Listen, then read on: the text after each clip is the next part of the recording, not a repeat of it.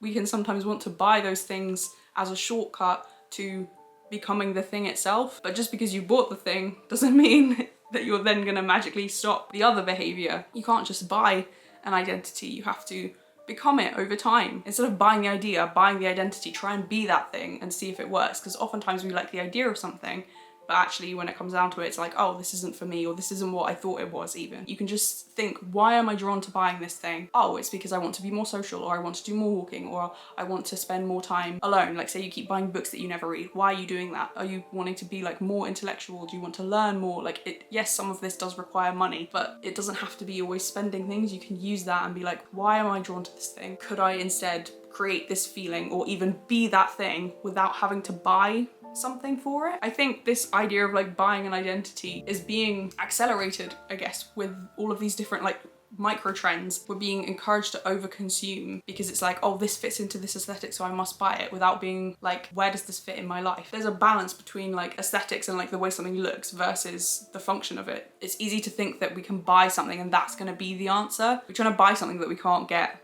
immediately. Like we're looking for a simple solution to a more complicated issue, whether that's like, I'm unhappy with who I am right now, or I'm unhappy with where my life is, so I'm gonna buy this thing and hopefully that will encourage me to take action, or like this will make me an artistic person if I buy this, or this will make me a gym person.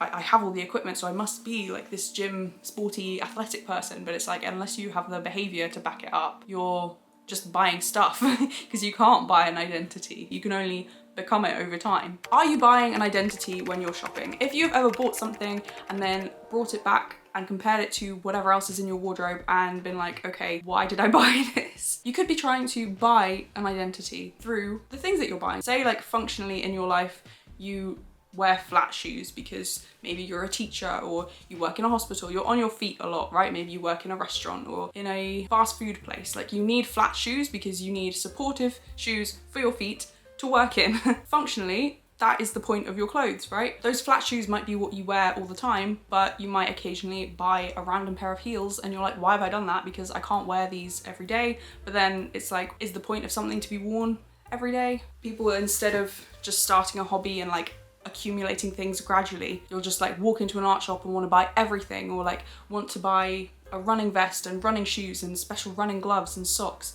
And all of those things are very helpful if you're a runner, but we can sometimes want to buy those things as a shortcut to becoming the thing itself. So buying like loads of paints or loads of paintbrushes, oil pastels, loads of different fabric, chalk, different canvases. You can buy all of those things because you think they will make you an artist or make you do crafts in the evening instead of scrolling on Twitter or whatever.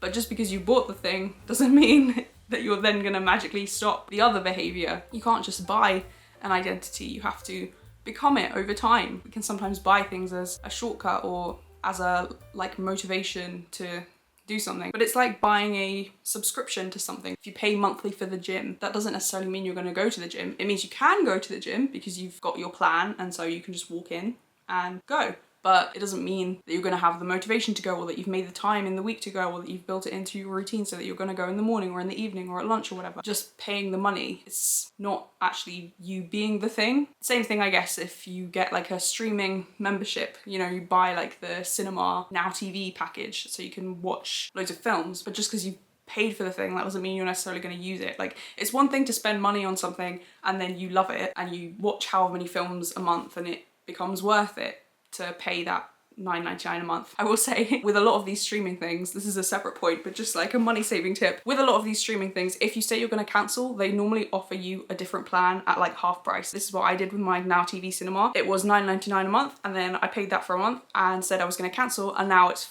$4.99 a month.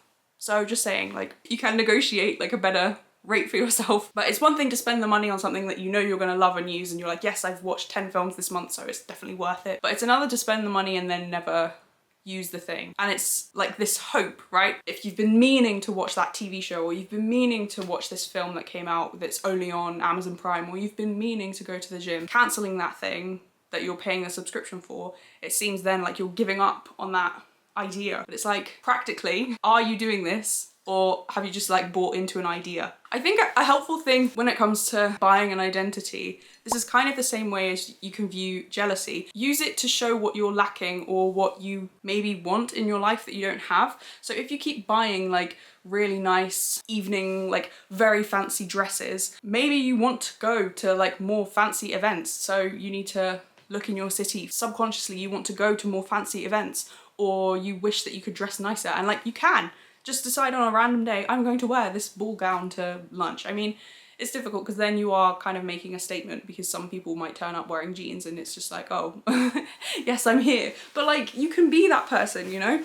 But it's just use the things that you're buying. If you find yourself buying something and you're like, where does this fit in my life? Or like, why have I been drawn to buy this thing? First off, you can ask like, am I being influenced to buy this? Has someone else like gone on and on about this thing and I've bought it kind of like on autopilot, being like, yeah, that looks cool. And then it arrives and I'm like, why have I bought that? So that's something to be aware of, definitely. And I did a whole video about how to stop buying things you don't need. And I do mention like influencers and unfollowing people online, so I will link that video if you want to check that out. But if it's something that you've bought that you just found by yourself, or you were suddenly like seized by a desire, you're like, I really want a red cardigan, or I really want like a blazer. Interrogate it first, because it could have come from either social media or from watching like a film or a TV show. This happens quite a lot with me. I'll be like, oh my gosh, I love that. Like, I love that style. It's like asking yourself, wait, do I need this? Like, yes, it works with that character or with this person because they have this job, but like, would it work for my lifestyle, right? But if you've just bought something and you're like, why have I bought this? It doesn't really feel like me. You can use that to be like, is there something that I'm missing that I wish I had? The same way, like if you're ever jealous of someone, this is what I do. It's like, wait, stop with like the angry, bitter feelings and be like, is there a part of me that wishes I was as free as this person in terms of like they get to go traveling? Like, do I wish that I was as brave as them? Do I wish that I was as social? Or do I wish that I was as clear about what I wanted? They seem to be like very on a certain path and they're very determined. Do I wish that I had that clarity? Anytime you feel jealous of someone, you can look at that and be like, wait, what is it under the surface that is actually annoying me here? Because quite a lot of the time, it's not like any misgiving towards the person. It's just like what it's bringing up in you. Sorry, this is boiling hot. So look at the stuff you keep buying, or stuff that doesn't fit in your wardrobe. So maybe you have loads of really nice shoes that you're not wearing because they're not as practical, or you've got like a really nice blazer. Have a look at it, just the stuff that you don't tend to reach for as often, and be like, why did I get this? And what am I trying to tell myself? Like, maybe this is me wishing that I went out more, like maybe bought some hiking boots, but you never really go on long walks which require those kind of shoes. Try and do that. Instead of buying the thing and trying to buy an identity, go on a long walk wearing your shoes. It might seem really obvious, but sometimes we buy into an idea and then you might go on a walk and you might try walking for a couple of weeks and you're like, actually, this is just not for me. It's really drying on my skin, or I get really bored, or I don't understand why other people like going for a long walk. Instead of buying the idea, buying the identity, try and be that thing and see if it works. Because oftentimes we like the idea of something, but actually when it comes down to it, it's like, oh, this isn't for me, or this isn't what I thought it was even, you know? Maybe you keep buying nice heels, and like, yes, sometimes it is just nice to buy shoes, but like, maybe that's saying you wish you went out more, like in the evening, you wish you had nice dinners with your friends, or you had people over, or you went to the cinema by yourself and like dressed up or whatever. Like, have a think about why you keep buying these things, or why you're drawn to this specific item, and be like, what is this trying to tell me? Because then you don't actually have to buy the thing. Like, you can buy the thing if you want, but instead, if you're like, I really want to buy this specific blazer or this bag, instead of buying the thing, you can then think, oh, I'm drawn to buying this thing because I would like to go out more, or because I would like to go to more like fancy occasions. Like, I want to go to maybe I need to go to like a gallery, like a museum, or I need to do some more sightseeing in my city, or like, you don't have to then buy the thing. You can just think, why am I drawn to buying this thing? Oh, it's because I want to be more social, or I want to do more walking, or I want to spend more time alone. Like, say you keep buying books that you never read. Why are you doing that? Are you wanting to be like more intellectual? Do you want to learn more? Like, yes, some of this does require money, but it doesn't have to be always spending things. You can use that and be like, why do I want that? Why am I drawn to this thing? Could I instead create this feeling, or even be that thing without having to buy something for it, right? Like, it's difficult because some of these things, like if you want to be a painter, you're going to need paints and something to paint on, right? If you want to paint using acrylic paint, you need acrylic paint. There is definitely some things that you're like, yes, I need to buy it, but you don't have to like immediately buy everything associated with whatever hobby you're trying to create or whatever person you want to be. And I think part of this as well is to do with this idea of aesthetics online, such small micro trends. Like, what was the one, like frazzled English lady? And it's just like, you buy things because you're like, oh, this fits in with this aesthetic, but it's like, hang on, who am I? Like, I'm not an aesthetic. Like, I know there are definitely some people out there who only wear beige, or who only wear black and white, or who only wear really colourful outfits, but normally that's like their personal style, either that they've accumulated over a period of years, or they're doing that as a performative thing for an online audience. You think of like most normal people who are not online, they're not like wandering around being like, oh yes, this is my coquette aesthetic today, right? Like, they're just like, oh yeah, I liked this pink outfit and it happens to have like ribbons. Do you know what I mean? I think this idea of like buying an identity is being accelerated, I guess, with all of these different like micro trends. We're being encouraged to overconsume because it's like, oh, this fits into this aesthetic, so I must buy it, without being like, where does this fit in my life? And it's also difficult because I do think sometimes it's nice to have things just for the sake of it, right? Like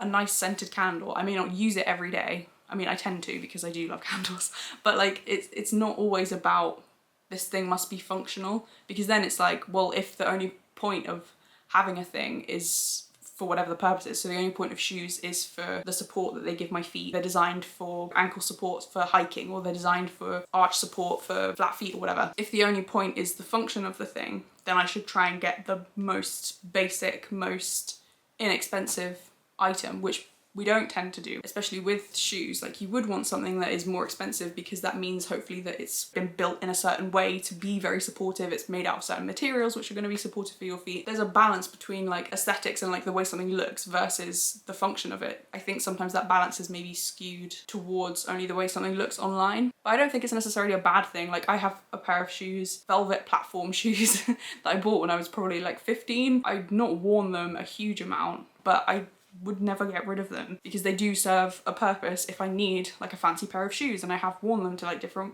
weddings or different parties, you know, but they're not like my everyday shoes. It depends what you value, right? If you have a really beautiful bag that you rarely use, is that a waste of money? If you are spending hundreds of pounds or like £50 a month on different plants and different like soil and different pots or different flowers, like, is that a waste of money?